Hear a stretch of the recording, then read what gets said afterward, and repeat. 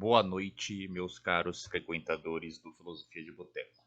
Depois de termos contemplado a serenidade confucionista e o silêncio desperto de Buda, talvez agora seja a hora de agitar o balcão, derrubar alguns copos e mergulhar no caos contemporâneo. Hoje, o nosso convidado invisível é o filósofo mais performático, mais histérico e, sem dúvida, mais prolífico do nosso tempo. Seu nome, Slavoj Žižek. Sim, é o esloveno da Ljubljana, nascido em 49, formado na tradição lacaniana da escola de psicanálise. Um discípulo tardio de Hegel via Lacan e marxista heterodoxo que não hesita em citar Stalin, Chesterton, Kung Fu Panda e o último blockbuster de Hollywood na mesma frase. Zizek é uma máquina de produção teórica que já publicou artigos, mais de 80 livros, muitos deles escritos em poucas semanas, além de incontáveis palestras e aparições em documentários onde ele fala, gesticula, assou o nariz e arrasta para o vórtex da contradição ideológica. Então, sentem-se, pegue uma bebida bastante forte, talvez um shot de absinto, porque vamos precisar da clareza alucinada. Zizek não é um filósofo acadêmico sereno. Ele é um sintoma do nosso tempo, um dialético obsessivo que diagnostica a patologia do capitalismo tardio através da tripla lente de Hegel, Marx e Lacan. Então, por isso, comecemos pela base. A releitura de Zizek sobre Hegel. Contra a caricatura do Hegel totalitário ou panlogicista, aquela imagem de um sistema fechado onde o espírito absoluto se reconcilia consigo mesmo, Zizek resgata o Hegel da negatividade radical, do trabalho do negativo. Para ele, Hegel não é o filósofo da síntese harmoniosa, mas da contradição insuperável, da falha constitutiva. A famosa tríade tese, antítese e síntese é, nas palavras de Zizek, uma invenção pedagógica vulgar. O movimento dialético real é o da negação, que nunca fecha o círculo, mas produz um excesso, um resto não integrável. E aqui que entra Lacan, o real como o impossível, o traumático que resiste à simbolização. Existe que casa o concreto universal hegeliano com o objeto lacaniano. Esse objeto causa do desejo que é, ao mesmo tempo, falta e excesso. O resultado é uma ontologia da incompletude. Toda totalidade é barrada, fissurada por um antagonismo interno que impede sua closure. E o conceito central de Zizek é a crítica da ideologia no capitalismo tardio, contra a tese pós-moderna de que as grandes narrativas acabaram, que vivemos em um mundo cínico onde ninguém mais acredita. Zizek responde exatamente o oposto. O cinismo é a forma suprema da ideologia hoje. As pessoas sabem muito bem que o sistema é injusto, explorador, ecologicamente suicida e, no entanto, agem como se acreditassem. Sua fórmula famosa é: eles sabem muito bem, mas mesmo assim o fazem. Isso é o que ele chama de fetichismo ideológico contemporâneo. Não mais eles não sabem o que fazem, mas eles sabem muito bem o que fazem e mesmo assim fazem. A ideologia não opera no nível do saber, da doxa, mas no nível da prática, do gozo, uma teoria lacaniana, por assim dizer.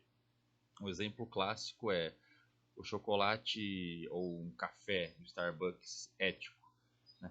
Eu sei que o capitalismo global é explorador, que a cadeia de produção envolve miséria, mas ao comprar um produto ético, né, aquele produto vegano, por assim dizer, eu pago um premium para sustentar a minha fantasia de que eu estou contribuindo para um mundo melhor.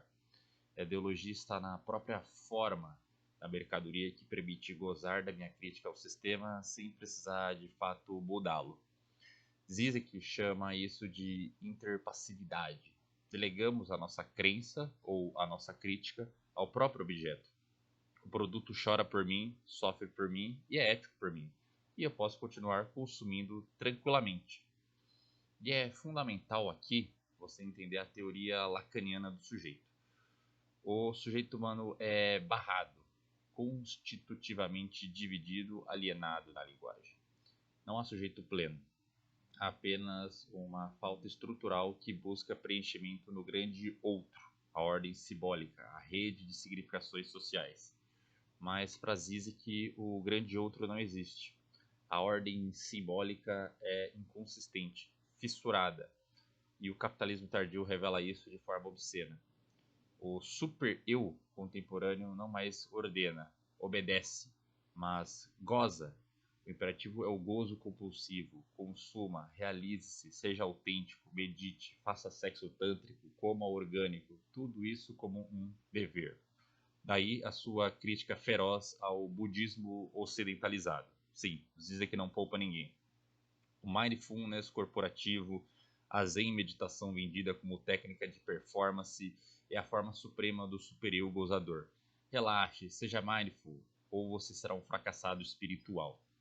Na política, Zizek rejeita tanto o reformismo liberal quanto o pós-modernismo identitário.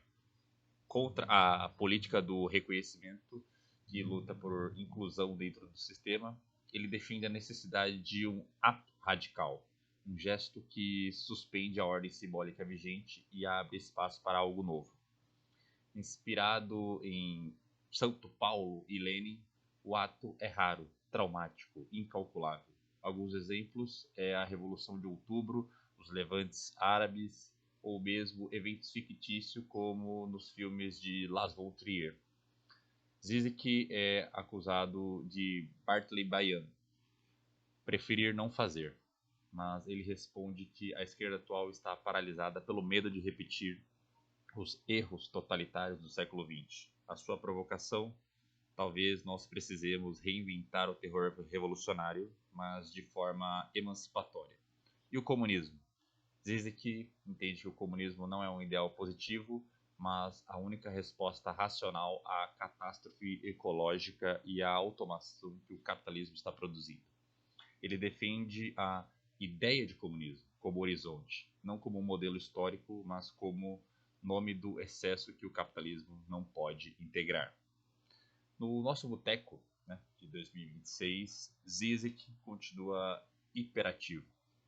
Palestras no YouTube, livros sobre inteligência artificial, pandemia, Trump, Hegel de novo, sempre Hegel. Ele diagnostica o woke capitalismo, politicamente correto, como nova obscenidade superegóica e nos provoca. Vocês realmente querem tolerância universal? Experimentem viver com alguém que fede de verdade. Críticas a Zizek não falta. Machista, eurocêntrico, performático demais, repetitivo demais. Mas ele responde com mais livros. Sua força está na capacidade de conectar alta teoria com cultura pop. De Kung Fu Panda a Dune, de Batman a Wagner, mostrando que a ideologia está em toda parte, inclusive no nosso gozo. Então, caros ouvintes, encerramos esta noite ou esta manhã, a depender de que momento você está ouvindo esse episódio, agitada, né, com Zizek nos deixando nervosos, inquietos, mas vivos. Ele nos lembra que a dialética não acabou, que a contradição ainda pode ser considerado o motor da história e que no capitalismo tardio a verdadeira transgressão talvez seja pensar radicalmente. No próximo episódio vamos desacelerar um pouco, entrando no pragmatismo americano de Richard Horth, o filósofo que quis dissolver a metafísica na conversa democrática e no contingente histórico. Obrigado por aguentarem essa maratona dialética do Filosofia de Boteco. Permaneçam contraditórios, continuem gozando, mas com a consciência crítica. Saúde, ou melhor, revolução que ainda não sabemos como fazer. Até a próxima!